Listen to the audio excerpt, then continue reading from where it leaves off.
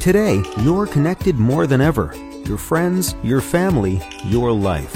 Having a partner that understands banking is what you do on your time, anywhere you like. It's about being connected.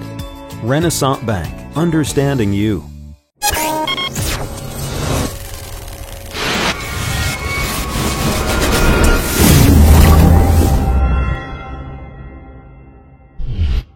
Sponsored by Renaissance Bank. Hello and welcome to Newsbreak for Wednesday, December 28th, 2016. I'm your host, Chris Kiefer. I hope everyone had a great Christmas. You can catch Newsbreak each weekday at 7 a.m. Watch us at djournal.com, Facebook, YouTube, or the Daily Journal's mobile apps for Apple and Android devices. Let's start today with the Weather Underground forecast. We're looking at a rainy day today with temperatures expected to drop as the week continues. Today we've got an 80% chance of rain and possible thunderstorms, high of 63 and a low of 44.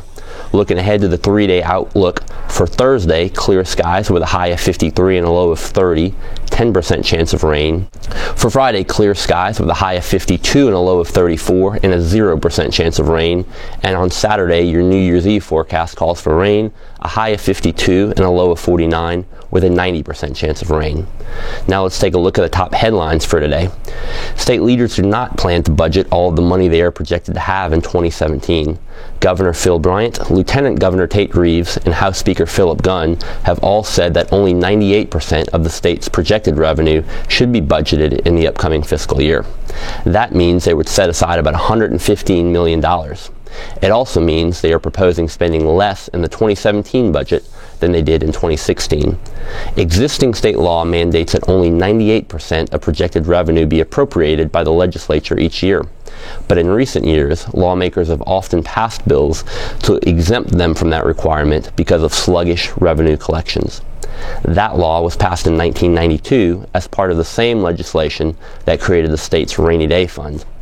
The thought was that it provides some cushion. Reeves often says that making revenue projections more than a year in advance is guesswork. But the additional $115 million could also make a big difference for numerous state agencies that are already dealing with budget cuts from this year and are facing the likelihood of more cuts in 2017. Getting a flu vaccine doesn't need to wait for a New Year's resolution. Flu activity is beginning to increase in Mississippi, and public health officials are encouraging procrastinators to get the vaccination now. State epidemiologist Dr. Paul Byers said you shouldn't wait until the worst hits. He said the vaccine is the best protection we have against infection. The main strains of flu that are now circulating appear to be H3N2 and influenza B. Both are included in this year's vaccine. There is still time to get a flu vaccine. It is widely available at primary care clinics and pharmacies. It can take about 2 weeks for the immune system to fully respond to the vaccine. But when people who have received the vaccine get the flu, it is less likely they will need to be hospitalized. In addition to getting a shot, people can fight the flu with frequent hand washing and covering their coughs. If they do get sick, they need to isolate themselves to limit the spread. Don't expect those train whistles in Tupelo to go quiet anytime soon. City officials have talked for years about a possible railroad quiet zone. That is an agreement by rail companies that trains won't blow horns or whistles except in emergencies.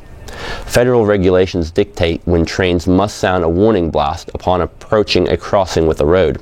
However, those requirements can be waived when certain features are installed at a crossing, such as crossing arms. About 20 crossings in Tupelo would need to be upgraded at a total cost of about $5.5 million. Tupelo Mayor Jason Shelton described such a quiet zone as a priority early in his term. Last year, his administration explored the idea of pursuing the project in several phases. However, Shelton recently told the Daily Journal that it is a priority that likely can't be implemented anytime soon. He said getting a quiet zone is a long and difficult process. In the meantime, the administration is seeking grant money and incrementally adding crossing upgrades to other incremental projects. And in sports, a pattern has developed in both losses this season for the Tupelo High School boys basketball team. Both of those losses have been against Starkville, and both games have seen the Golden Wave struggle with Starkville's height advantage.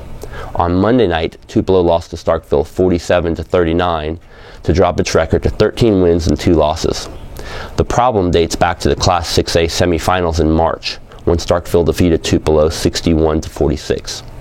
The Yellow Jackets are led by 6' 8" center Jesse Little and 6' 5" power forward Darius Agnew. Tupelo has 5 players listed at 6'3", but no one taller than that. However, Coach Jeff Norwood said the team can find ways to turn a disadvantage into an edge. He said the key is to spread out and play together, but noted that doing so requires them to be in really good shape. Tupelo began to press in the fourth quarter of Monday's game as they attempted to stage a comeback. The Golden Wave did have some success in forcing turnovers and poor decisions from Starkville. If the two teams meet again this season, it would have to be during a playoff game. And that does it for Newsbreak on this Wednesday. Don't forget that this show is just one of the many offerings from the Daily Journal that gets you news off the page and on the go. We also have the Memo podcast hosted by Derek Russell and Brad Locke, which delves deeper into the local news of Northeast Mississippi with analysis and commentary.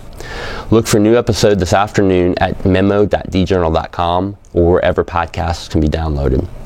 Each story we discussed today on Newsbreak can be found in your Daily Journal or online at djournal.com, where you can also find a new episode of Newsbreak each weekday at 7 a.m.